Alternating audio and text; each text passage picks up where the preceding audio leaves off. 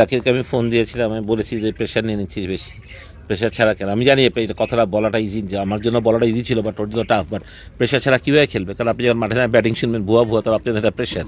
তো তারপর আমি জাকিরকে বলেছি যে এগুলো হবেই, এগুলো যেটা হোম সিরিজে খেলা, এগুলো মানুষ বলবেই, বাট যতটুকু পারিস ফোকাস থাক, নিজের ক্রিকেটটা খেল, তুই অনেক বেটার প্লেয়ার। আমি এভাবে ওকে এনকারেজ করেছি আসলে। তো ওইটা যেটা আমি বললাম যে আসলে মানুষকে একটু বুঝতে হবে যে এই ফর্মেটে আসলে ইটস নট ইজি। আর বিশেষ করে যারা লেট অর্ডার ব্যাটিং করে এই ফর্মেটে ডিফিকাল্ট। দেখেন এরা সবাই ভালো প্লেয়ার, আপনি এরা ভালো প্লেয়ার বলেই কিন্তু ন্যাশনাল টিমে পিকড হয়েছে না।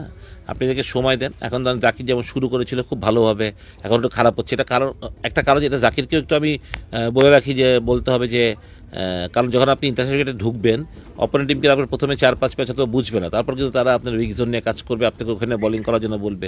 আপনাকেও you have to be update, যে আপনি ওই জেলায় যাতে আপনি জানেন যে আমার এখানে উইক জোন আছে, আমার এগুলো নিয়ে আরও বেশি কাজ করতে হবে, এখানে আরও ট্রেনিং বেশি করতে হবে। সুতরাং আমাকে যদি এইখানে বল করে, সুতরাং এখান থেকে আমি সার্ভাইভ করে বের হবো কীভাবে, ঠিক না?